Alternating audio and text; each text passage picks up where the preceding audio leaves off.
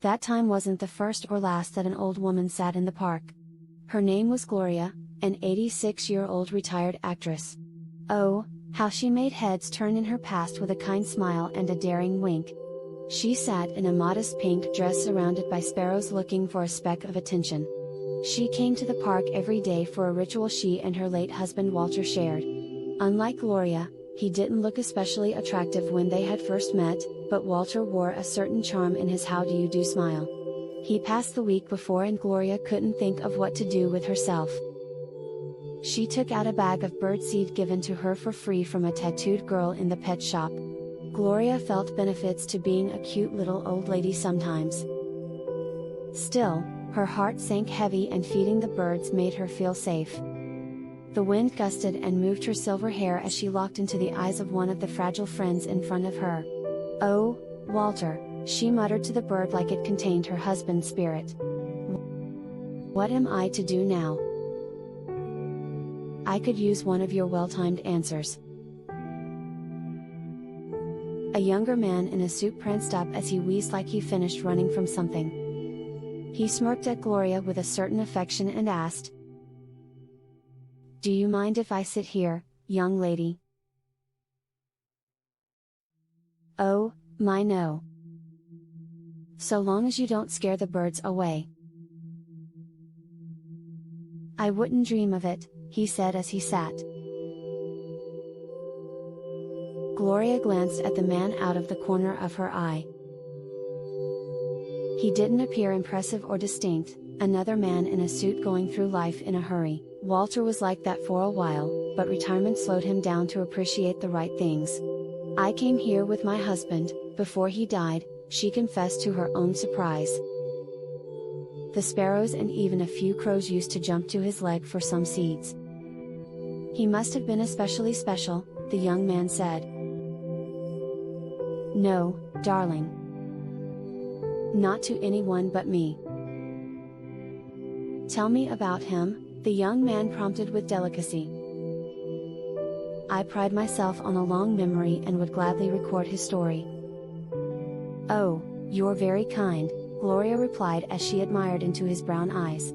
"Surely, you should go back to work." They held an age in them that Gloria didn't believe. Either he was older than he looked or that he had been through a lifetime of nightmares. "Oh, I'm just another man trying to avoid going to work," the young man laughed. "And don't call me Shirley, my name is Cam." Gloria laughed at his reference, though she didn't think he was old enough to know the movie. For the first time since the day before Walter left, she had a genuine smile on her face. "Well, Cameron, my name is short for Kamal actually, an old biblical name," he explained. "Don't interrupt your elders, young man." "What can I say about my Walter?" Gloria started. "Well, he was known as a cobbler, or a shoemaker as you know it. I needed to wear a specific pair of high leather boots for my debut film. The first day of shooting, we waited for hours for him to deliver them. After failing to reach him on the telephone, the producer and I decided to drive to his small shop and give him a taste of our mind. He knew the deadline, we paid him in advance. Oh, we were burning on our way there. When we walked into the store, there Walter stood, putting in the long brown laces to his masterpiece without a care in the world. He didn't think of calling?" the young man asked as he started writing in a notebook.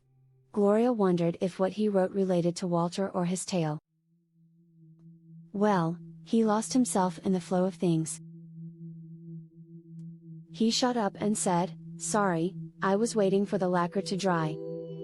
I swear I was about to head out the door. While my producer chewed his ear off, he just looked me up and down in my silver studio dress. He couldn't care less about anything in the world at the moment. He went with us to set and watched the filming.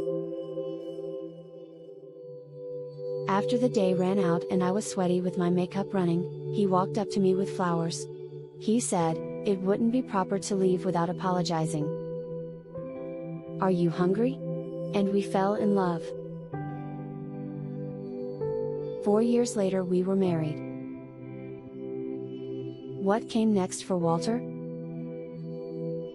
He asked as he lifted his pen. "Oh, just work.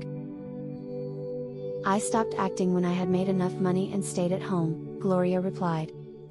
He busied himself with putting together shoes to compete with companies like Red Wing or Nike, but it did never come together. "I'm sorry to hear that." "Everything is all right, dear. There's nothing wrong with an ordinary life," she explained. "Right you are, Gloria," he agreed as he shot a confident smile at her. "If anything, the only place to find extraordinary is in the ordinary. Unfortunately, I'm going to return to my own dull work." "Wait, where do you work?" she asked, wondering if they would cross paths before she died. "Oh," Kamal smiled. "You'll find out when my work is important. I'm afraid you still have a number of days until then. Take care." She blinked and he was gone like a will-o'-the-wisp. She picked up a water bottle out of her bag and took a drink in case the sun had made her sick. It was a 5-minute conversation that stayed in her mind for the rest of her days. She never did meet Kamal again before she died on her 95th birthday. In a warm bright light, she walked toward Cam at his work standing next to her darling Walter.